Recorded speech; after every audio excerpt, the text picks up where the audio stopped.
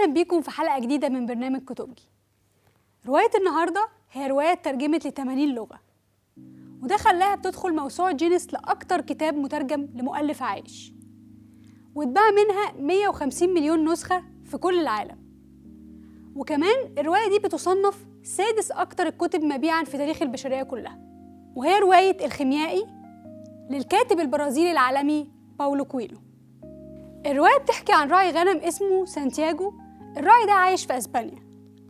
حلم سانتياغو في يوم بأنه لقى كنز مدفون في مصر جنب الأهرامات، والحلم ده اتكرر معاه كذا مرة، ففكر أنه يسافر لمصر عشان يدور على الكنز. وهو لسه بيقرر يسافر ولا لأ، قابل ملك اسمه سليم. الملك ده شجعه أنه يمشي ورا حلمه، وفعلا سانتياغو باع قطيع الغنم بتاعه وخد فلوسه وبدأ رحلته لمصر. مر بقى في رحلته بأحداث كتير. أول حاجة حصلت معاه إنه اتسرقت كل الفلوس اللي معاه، فاضطر إنه يشتغل سنة كاملة في محل كريستال لحد ما يحوش فلوس تخليه قادر يكمل رحلته. وبعد ما حوش الفلوس انضم لقافلة كانت في طريقها لعبور الصحراء عشان توصل لمصر. ولما وصلت القافلة لواحة الفيوم، قابل سانتياغو هناك بنت وتعلق بيها وحبها جدا، لكن طبعا اضطر سانتياغو إن هو يسيبها عشان يعرف يكمل رحلته ويوصل للكنز. وبعد كده قابل سانتياغو شخص غامض بيشتغل خيميائي. الخيميائي ده هو الشخص اللي بيحول المعادن الخسيسة إلى معادن نفيسة، زي مثلا الحديد لفضة، النحاس لذهب. الخيميائي ده ساعد سانتياغو إن هو يعرف يكمل رحلته في الصحراء، وكان طول الطريق بيعلم سانتياغو إزاي يحول في حياته الحاجات اللي ملهاش قيمة لحاجات مهمة. وبعد مغامرات وأخطار ودروس كتير قوي اتعلمها سانتياغو، وصل في الآخر لأهرامات مصر.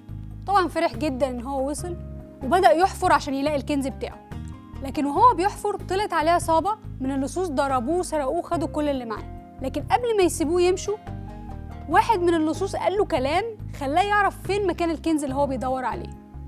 فبنلاقي سانتياغو في الرواية بيرجع للبلد الأصلية بتاعته أسبانيا، لنفس المكان اللي حلم فيه الحلم تحت الشجرة، وحفر هناك ولقى فعلا صندوق مليان ذهب وجواهر. وبعد كده بدأ سانتياغو رحلة جديدة للواحة اللي قابل فيها حبيبته.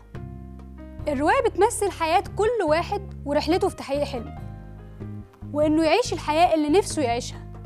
الحياة دي أكيد مش سهلة، لكن لازم تعرف تتعامل معاها.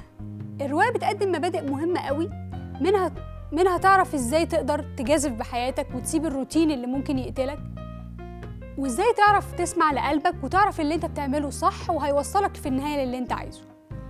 من المبادئ اللي بتوصلها الرواية: كل قلبك أن الخوف من المعاناة أسوأ من المعاناة نفسها. يعتقدون الناس بأنهم يعرفون بالضبط كيف ينبغي لنا أن تكون حياتنا، لكن لا أحد يعرف إطلاقاً كيف ينبغي له أن يعيش حياته. بنصحكم تقروا الكتاب دوت، واستنونا الحلقة الجاية في برنامج كتبجي.